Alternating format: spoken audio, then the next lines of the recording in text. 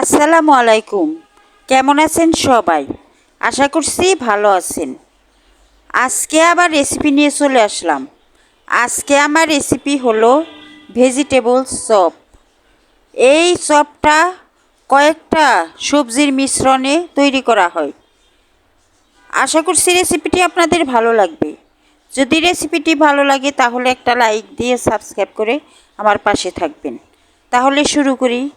এখানে আমি ভেজিটেবলস মানে সবজি নিয়েছি কয়েক প্রকারের। পেঁয়াজের পাতা নিয়েছি, ফুলকপি নিয়েছি, বাঁধাকপি নিয়েছি, গাজর নিয়েছি। এখন এইগুলা ভেজে নিব।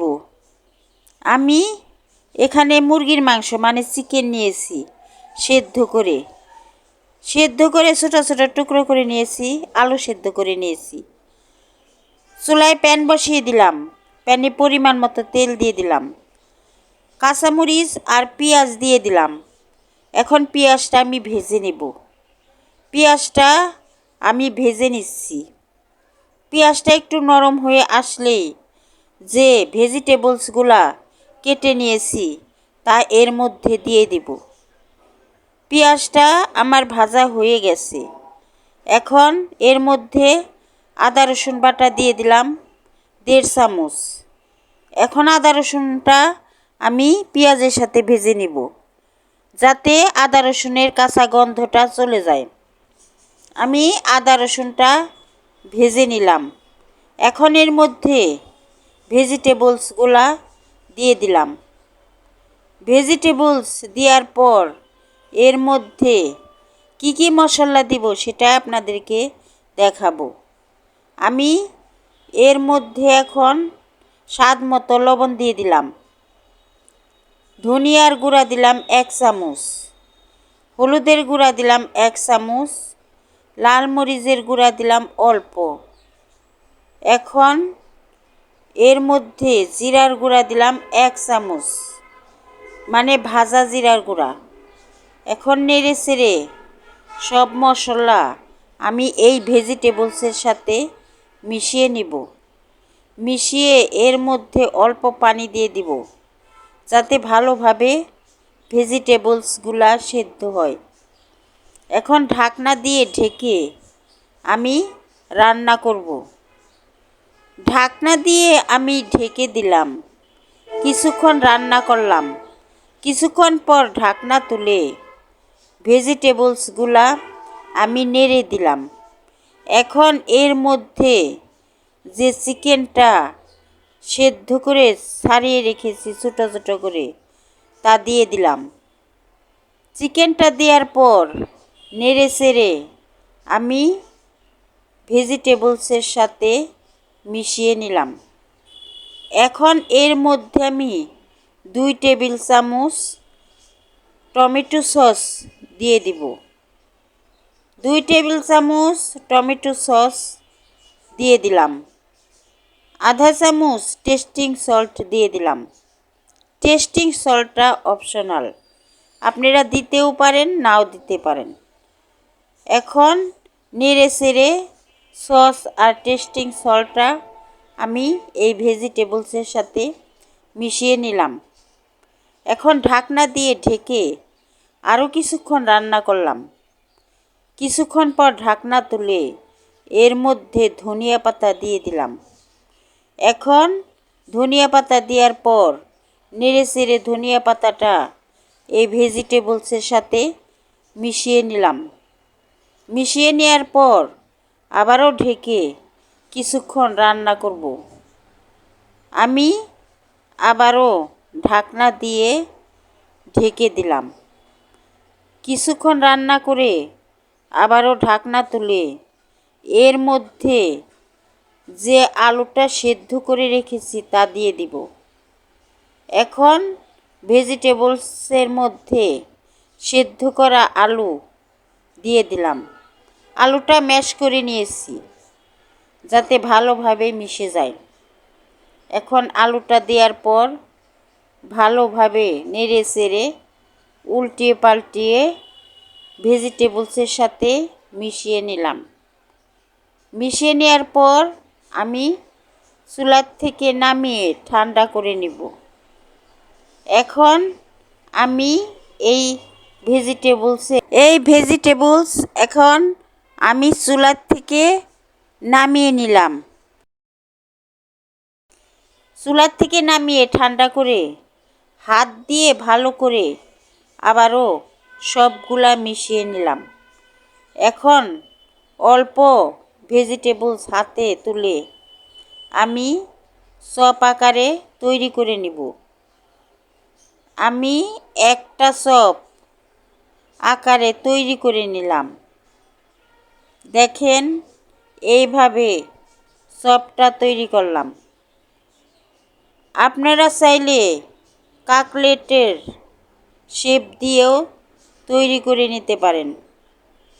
আমি একটা চপ তৈরি করলাম, আপনাদের সুবিধার্থে আরেকটা চপ তৈরি করে আপনাদেরকে দেখাবো। এইভাবে সবগুলা তৈরি করে নিব। আমার আরেকটাও তৈরি হয়ে গেছে, দেখেন। এখন আমি সবগুলা একইভাবে তৈরি করে নিলাম। আমি এখন একটা বাটি নিয়ে নিলাম। বাটিতে আমি 1.5 কাপ বেসন দিয়ে দিলাম, আধা কাপ চালের গুঁড়া দিয়ে দিলাম। এখন এর মধ্যে আমি লবণ দিয়ে দিলাম, হলুদের গুঁড়া দিলাম, অল্প একটু লাল মরিচের গুঁড়া দিলাম। এখন এর মধ্যে আধা চামচ আদা রসুন বাটাও দিয়ে দিলাম। নেড়ে চেড়ে এখন পানি দিয়ে একটা গোলা তৈরি করে নিব। আমি পানি দিয়ে দিলাম। এখন আমি ভালোভাবে নেড়ে চেড়ে গোলাটা তৈরি করব, যাতে দলা দলা না থাকে। এই গোলাটা ঘনও হবে না, আবার পাতলাও হবে না, মিডিয়ামে রাখতে হবে। এখন আমার বেসনের গোলাটা তৈরি করা হয়ে গেছে। এখন চপটা ভাজার জন্য আমি চুলায় চলে গেলাম। প্যান বসিয়ে দিলাম। প্যানে বেশ পরিমাণ তেল দিয়ে দিলাম। এখন তেলটা গরম হওয়ার পর আমি বেসনের মধ্যে চপটাকে চুবিয়ে তেলের মধ্যে ছেড়ে দিলাম। এখন একটা একটা করে চপ আমি তেলের মধ্যে ছেড়ে দিব। দেখেন বেসনের মধ্যে চুবিয়ে চুবিয়ে তেলের মধ্যে আমি চপটাকে ছেড়ে দিচ্ছি। এইভাবে চপ আমি একটা একটা করে তেলের মধ্যে ছেড়ে ভেজে নিব। আমার চপ দেয়া হয়ে গেছে। এখন এক পিঠ আমি ভালোভাবে ভেজে নিব। চুলার জালটা মিডিয়ামে রাখতে হবে, তা না হলে তাড়াতাড়ি পুড়ে যাবে। আমার এক পিঠ ভাজা হয়ে গেছে। এখন উল্টিয়ে আরেক পিঠও ভেজে নিব। চপগুলা আমি উল্টিয়ে দিলাম। এই ভেজিটেবলস চপ এইভাবে তৈরি করে আসছে রমজান, ইফতারিতে রাখলে খুব ভালো হবে।